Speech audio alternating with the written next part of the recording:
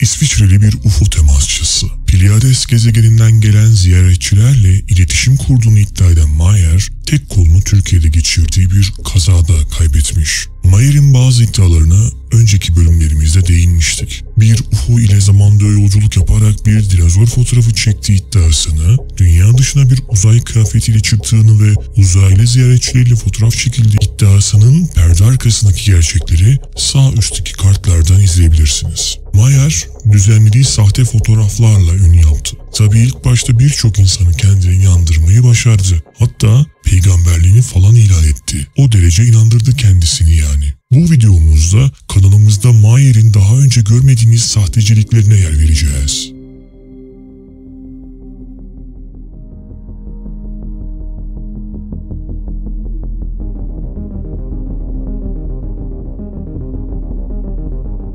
Düğün pastası modeli adı verilen bu UFO, Mayer'in en ünlü UFO'larından biri oldu. Ancak bu durum şüphecilerin bu fotoğrafı es geçmesine neden olmadı. Yapılan araştırma sonunda yabancı bazı şüphecilerin internet sitelerine ulaştım. Öncelikle billymayerufocase.com sitesini sizlerin de ziyaret etmesini istiyorum. Mayer'in çektiği fotoğraflarda montaj yoktu. Fotoğraflar bu bakımdan gerçekti. Ancak Mayer'in tekniği UFO modelleri, maketleri kullanmasıydı.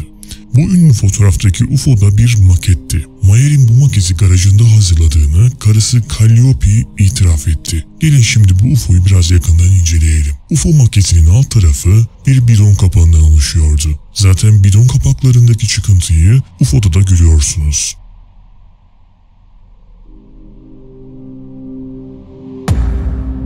UFO'nun üzerindeki yuvarlak cisimler ise süsten başka bir şey değil. Hani şu yılbaşında kullanılanlardan, yuvarlak süslerin arasında LED ampule benzer şeyler görüyoruz. Günümüzde yayında olmayan bir Türk sitesi bu cisimlerinde kitaplık raflarını tutmaya yarayan parçalar olduğunu söylemiş. Zaten bu fotoğrafta bir tanesinin düştüğünü görüyorsunuz. Şimdi gelelim UFO'nun alt tarafına. Alt taraf büyük ihtimalle bir düdüklü tencere kapağından oluşuyor. Üzerindeki deliklerden biri sıcak havanın çıktığı delik. Diğeri ise sapı tencereye bağlamak için kullanılan vidaya ait olan delik. Son olarak fotoğrafları biraz aydınlatınca UFO'nun bir platform veya masa üzerinde durduğu açıkça görülüyor. Mayer'in uzaylı arkadaşı Alena ona bir lazer silahı gösteriyor ve Mayer de bu silahı fotoğraflıyor. Fotoğraflarda uzaylı Alena da çıkıyor ama sadece vücudunun çok az bir kısmı görünüyor ne hikmetse. Uzaylı Alena neden altın renkli folyo giyiyor hiç sormayın. Alena'nın Mayer'e bir süreliğine bıraktığı silahı biraz garip görünüyor. Sanki gümüş bant ile kaplanmış gibi. Çok uzaklardan gelen uzaylı arkadaşlarımızın cihaz yaparken kullandıkları malzemelerin kaliteleri pek de iyi sayılmaz yani. Ancak bazı dikkatli internet kullanıcıları lazer silahının bir benzerini internet satış sitelerinde buldular. Silahın uç kısmı bu oyuncak silahınkiyle birebir aynı. Mayer sıradan bir çiftçi olmasına rağmen hayal gücü oldukça geniş bir insan. Etrafında bulduğu malzemeleri kullanarak UFO maketleri yapması onun ne kadar yaratıcı olduğunu kanıtlıyor. Sadece maketler de kullanmamış üstelik. Kitaplardan resimler, TV programlarından kareler de kullanmış. Sıradaki sahtekarlığı da bir TV programı kaynaklı. Mayer bir gün Pleiades gezegeninden 2 ziyaretçisi olduğunu söyler. Bu ziyaretçiler 2 kadındır. Uzaylılar bu sefer kendilerinin fotoğrafının çekilmesine izin verir.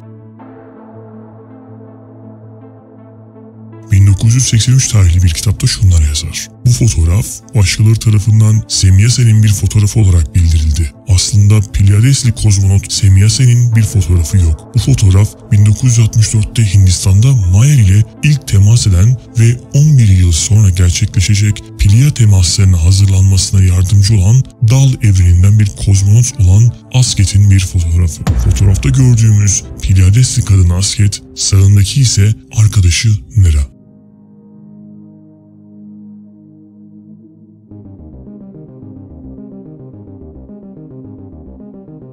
Fotoğraflar hakkındaki gerçek ise şu. Asket olarak tanımlanan kişi aslında şarkıcı ve dansçı Michelle Delafave. Delafave, 1969-1973 yılları arasında Dean Martin Variety Show'da yer alan Gold Diggers ve Dingaling Sisters gruplarının uzun zamandır bir üyesi. Ancak Mayer, gerçek asket ve nere fotoğraflarının siyah giyen adamlar tarafından sahteleriyle değiştirildiğini iddia ediyor. Zaten Mayer'in bu sahtecilikleri ortaya çıktıkça hep çark ettiğini daha önceki örneklerde de gördük. Asıl sorun bu tarz iddialarla ortaya çıkan insanların her söylediğine körü körüne inanan insanların olması. Foyaları ortaya çıktıktan sonra bile savunmaya devam edenler var. Nasıl bu kadar kör olabiliyorlar? Abuk sabuk iddialara akıllarını nasıl kiraya verebiliyorlar? Şarlatan Billy Mayer'in numaraları bitmez. Videomuz burada sona ererken kanalımıza ücretsiz bir şekilde abone olup bize destek olabilirsiniz. Bir sonraki videomuzda görüşmek üzere.